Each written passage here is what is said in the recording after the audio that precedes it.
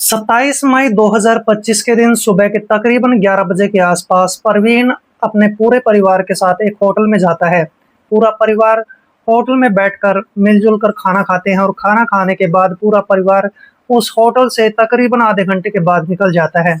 और फिर ये सारा पूरा परिवार एक गाड़ी में बैठ जाता है और गाड़ी में बैठने के बाद परवीन मित्तल अपनी गाड़ी चलाने लगता है। जैसे ही गाड़ी 2 से 3 किलोमीटर दूरी तक चलती है तो शहर से बाहर निकल जाती है और इसके बाद पूरे परिवार के सदस्यों को जो है बड़ी ज़ोरदार उल्टियाँ लगनी शुरू हो जाती हैं और धीरे-धीरे एक-एक करके परिवार का हर एक सदस्य अपना दम तोड़ता हुआ नज़र आने लगता है। परिवार में कुल 7 सदस्य होते हैं, जिनमें से परवीन मित्तल अपनी गाड़ी चला रहा होता है और इसी दौरान दोस्तों पूरे परिवार के 7 सदस्यों की वहाँ पर मौत हो जाती है। वो गाड़ी लगभग 2 से 3 घंटे तक सुनसान इलाके पर खड़ी रहती है। तभी वहाँ पर एक पुनीत नाम का एक लड़का पहुँचता है और देखता है कि गाड़ी पिछले कई घंटों से वहाँ पर खड़ी हुई थी। अब वह गाड़ी के पास जाता है और जाकर गाड़ी के अंदर देखने की कोशिश करता है, तो एक ही परिवार के 6 सदस्य जो कि गाड़ी के पीछे वाले हिस्से पर लेटे हुए थे। वहाँ पर जो है गाड़ी के अंदर ही उन्होंने काफ़ी देर तक उल्टियाँ भी करी हुई थी और इसके बाद जब वह परवीन मित्तल के पास जाता है, तो परवीन मित्तल का जो है दम पूरे तरीके से नहीं निकला था। उसको थोड़ा-सा होश होता है, तभी पुनीत परवीन से पूछने लगता है कि ऐसा तुम्हारे साथ क्या हुआ है? तभी वो परवीन नाम का लड़का पुनीत को कहने लगता है कि मैंने अपने पूरे परिवार को ज़हर दे दिया है और मैंने खुद भी ज़हर खा लिया है और मैं 5 से 10 मिनट के अंदर मर जाने वाला हूँ। दोस्तों पुनीत जैसे ही उस परवीन की इन बातों को सुनता है तो दंग रह जाता है और 5 से 6 मिनट के बाद परवीन मित्तल भी अपना दम तोड़ देता है। आखिर ऐसा कौन-सा राज था, ऐसी क्या बात थी जिसके कारण परवीन मित्तल ने अपने पूरे परिवार को ज़हर दे दिया था और साथ में खुद भी ज़हर खा लिया था और जिसके कारण पूरे परिवार की वहाँ पर मौत हो जाती है। तो चलिए जानते हैं पूरी बात क्या होती है, पूरी घटना क्या होती है। दरअसल दोस्तों इस घटना की शुरुआत होती है हरियाणा के हिसार से और हरियाणा के हिसार में रहने वाला परवीन मित्तल, जिसकी उम्र लगभग 30 से 32 साल के आसपास की होती है और परवीन के पास अपनी 2 से 3 एकड़ ज़मीन होती है। 2 से 3 एकड़ ज़मीन जो सड़क के किनारे होती है, उस ज़मीन के दाम भी काफ़ी हाई लेवल के होते हैं, यानी कि ऊँचे रेट के होते हैं। परवीन मित्तल एक साधारण सा दिखाई देने वाला इंसान होता है, लेकिन वह एक महत्वाकांक्षी था। वह सोचता था कि मुझे अपने परिवार के लिए कुछ न कुछ करना है और जिसके चलते वो अपनी 2 से 3 एकड़ ज़मीन को बेच देता है और बेचने के बाद एक फैक्ट्री लगाने के बारे में सोचने लगता है।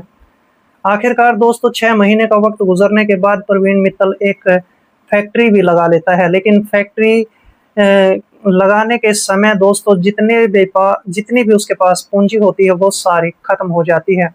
इसके बाद परवीन मित्तल अपने बैंक से 20 करोड़ रुपए का कर्ज़ ले लेता है और कर्ज़ लेकर अपनी फैक्ट्री को चलाना भी शुरू कर देता है और फैक्ट्री में अच्छा खासा काम भी चलने लगता है और फैक्ट्री का काम धीरे-धीरे बहुत अच्छा चलना शुरू हो जाता है। लेकिन दोस्तों कुछ वक़्त गुज़रने के बाद फैक्ट्री का जो काम है वो बिल्कुल डाउन होता चला जाता है, काम नीचे गिरना शुरू हो जाता है। नौबत यहाँ तक आ जाती है कि जो उसकी फैक्ट्री होती है वो ठप पड़ जाती है। अब पैसे भी यानी कि पूँजी भी उसके पास नहीं रही थी और फैक्ट्री का काम भी ख़त्म हो चुका था। लेकिन जो बैंक के कर्मचारी थे वो हर तीसरे-चौथे दिन उसके घर पे आने लगते हैं, उसको कहने लगते हैं कि जो तुमने बैंक का कर्ज़ लिया है उसका ब्याज जल्दी से जल्दी भर दो। जिसके कारण परवीन मित्तल काफ़ी परेशान रहने लगता है, उदास रहने लगता है। परवीन मित्तल अपने पूरे परिवार से भी इस बारे में बातचीत करता है और अपने माता-पिता से भी इस बारे में अच्छे तरीके से बातचीत करता है। लेकिन हल कोई भी निकल नहीं पाता है और इस तरह से परवीन मित्तल डिप्रेशन में चला जाता है, काफ़ी उदास रहने लगता है। लेकिन दोस्तों जब बैंक के कर्मचारी उसको काफ़ी ज़्यादा परेशान कर देते हैं, तो वह सोचने लगता है कि मुझे अ, हरियाणा के पंचकुला शहर में चला जाना चाहिए। परवीन मित्तल सोचता था कि अगर मैं पंचकुला में कुछ दिन चला जाऊँगा तो सुकून का थोड़ा-सा वक़्त गुज़ार लूँगा और इस तरह से परवीन मित्तल अब अपने पूरे परिवार को कहने लगता है कि हम कल के कल ही पंचकुला में जाने वाले हैं। सबसे पहले हम एक अच्छे से होटल में जाएंगे, पार्टी करेंगे और उसके बाद फिर कुछ दिन पंचकुला के अंदर ही गुजारने वाले हैं। और इस तरह से दोस्तों 27 मई 2025 के सुबह के 7 बजे के आसपास परवीन मित्तल अपनी गाड़ी लेकर और अपने पूरे परिवार के साथ पंचकुला के लिए निकल जाता है। दोस्तों कुछ ही घंटे गुजरते हैं, जैसे ही परवीन मित्तल पंचकुला पहुंच जाता है तो वहां पर एक होटल दिखाई देता है और पूरे परिवार को कहने लगता है कि चलो इस होटल में बैठकर खाना खाते हैं। पूरा परिवार खुश था, सभी आपस में अच्छे तरीके से बातचीत कर रहे होते हैं और इस तरह से परवीन मित्तल अपने परिवार के 6 सदस्यों को लेकर उस होटल में चला जाता है। होटल में जाने के बाद एक कमरा भी बुक कर लिया जाता है। पूरा परिवार उस कमरे में बैठता है और उसके बाद दोस्तों परवीन मित्तल पूरे परिवार के लिए खाना भी मंगवाता है। लेकिन परवीन मित्तल पूरे परिवार को कहने लगता है कि खाना तुम्हें तभी खाना पड़ेगा जब मैं किसी काम से वापस लौट आऊंगा। और इस तरह से परवीन उस होटल से बाहर निकलता है और बाहर जाने के बाद 2 से 3 कोल्ड ड्रिंक खरीदता है और कहीं से जहर का इंतजाम भी कर लेता है। उस जहर को कोल्ड ड्रिंक्स में मिलाता है। कोल्ड ड्रिंक्स में मिलाने के बाद वो फिर से होटल में चला आता है और होटल में आने के बाद अपने पूरे परिवार के साथ मिलकर खाना खाता है। खाना खाने के बाद दोस्तों पूरा परिवार मिलकर उन कोल्ड ड्रिंक्स को भी पीता है और कोल्ड ड्रिंक्स पीने के कम से कम 10 मिनट के बाद पूरा परिवार फिर से इस होटल से बाहर निकलता है और गाड़ी में आकर बैठ जाता है।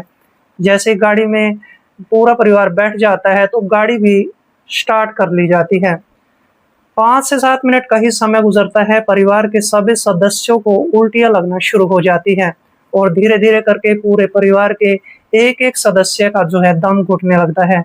और इस तरह से दोस्तों गाड़ी रोक ली जाती है और गाड़ी में जितने भी सदस्य बैठे हुए थे वो उस समय तक अपना दम तोड़ चुके होते हैं। उसमें 2 बच्चे होते हैं, 2 महिलाएं होती हैं और 2 बुजुर्ग भी होते हैं और 7वें नंबर पे जो परवीन मित्तल होता है। दोस्तों गाड़ी वहीं सुनसान इलाके पर खड़ी रहती है और परवीन मित्तल की अभी तक सांसें चल रही होती है। तभी वहां पर एक नौजवान लड़का आता है जिसका नाम पुनीत राणा होता है। पुनीत देखता है कि गाड़ी काफी देर से एक जगह पर खड़ी हुई थी। अब पुनीत राणा जैसी गाड़ी के पास जाता है तो देखता है कि गाड़ी के पिछले हिस्से में 6 सदस्य बैठे हुए थे और 6 के 6 सदस्यों ने काफी उल्टियां भी कर रखी थी और उनका दम निकल चुका था, यानी कि उनकी मौत हो चुकी थी।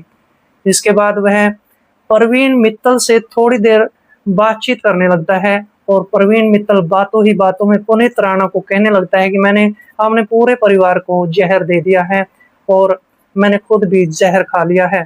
पुनीत राणा जब परवीन मित्तल से पूछने लगता है कि तुमने अपने पूरे परिवार को जहर क्यों दिया है, तो परवीन मित्तल उस पुनीत राणा को अपनी थोड़ी सी ही कहानी बता पाता है और कहानी बताते बताते परवीन मित्तल भी अपना दम तोड़ चुका होता है।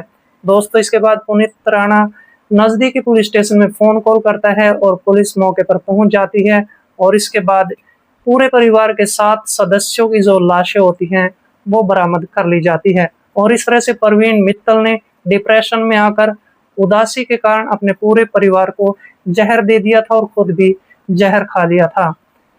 परवीन मित्तल ने कायरतापूर्ण भरा काम किया था।